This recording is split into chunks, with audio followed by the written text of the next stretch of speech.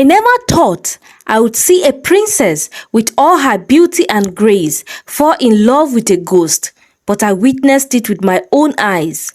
Her name was Princess Adaeze, the daughter of our king. She was known far and wide for her beauty. Her skin glowed like the sun, and her smile could melt the hardest of hearts. Every young man in the kingdom and beyond wanted to marry her, but she rejected them all. Kings, warriors, and even wealthy traders came with promises of love, gold, and kingdoms, but none of it mattered to her. She always found something wrong with them.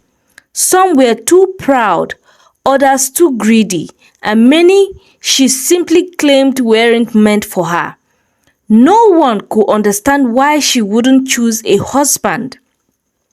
One day, a stranger came to the palace. He was tall, handsome, and had a calmness about him that made people curious. He didn't seem like any of the suitors who had come before. His clothes were simple, but there was something about him that stood out, something almost unreal. His name was Emeka, and he claimed to be from a neighboring village. From the moment Princess Adaeze laid eyes on him, something changed. She seemed drawn to him in a way she hadn't been with anyone else. For the first time, she smiled at a suitor, and it wasn't forced. It was genuine. The king and the queen were shocked but happy, thinking they had finally found the man their daughter would marry. They spent time together, strolling through the palace gardens, laughing under the shade of tall trees. People began to whisper that the princess had finally found her match. Emeka spoke with a gentle voice, always saying the right things. It was as if he knew exactly how to win her heart. But something felt off. One night, while I was walking near the forest at the edge of the village, I heard strange noises. I followed the sound and saw Emeka walking alone. But he wasn't walking like a normal person. His feet weren't touching the ground.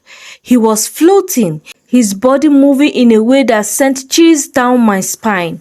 I couldn't believe what I was seeing.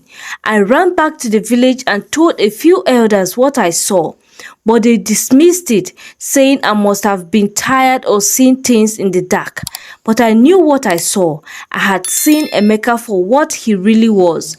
He wasn't human, he was a ghost. The wedding day came quickly. The entire village gathered to celebrate. Princess Adaeze looked happier than ever, and Emeka, well, he looked the same, calm and perfect. As they stood before the elders to take their vows, I felt a sinking feeling in my chest. Just as they were about to exchange rings, something strange happened. A gust of wind blew through the ceremony, and suddenly, Emeka's figure started to blow. People gasped as his body flickered like a flame, and in an instant, he disappeared into thin air, leaving only silence behind. The truth came out that day. Emeka was not a man. He was a spirit, a ghost who had been drawn to Princess Adaeze's loneliness. He had charmed her, but he could never truly marry her because he didn't belong to this world. Princess Adaeze was devastated. She had finally opened her heart, only to have it broken by someone who wasn't even real. The villagers whispered about it for years after, but the princess never spoke of Emeka again.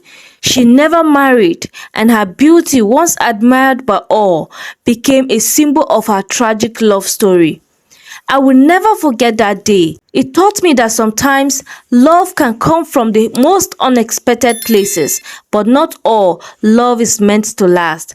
If you love this video, make sure you click on the subscribe button and hit the notification bell, like the video, and share it with your friends. See you next time. Bye-bye.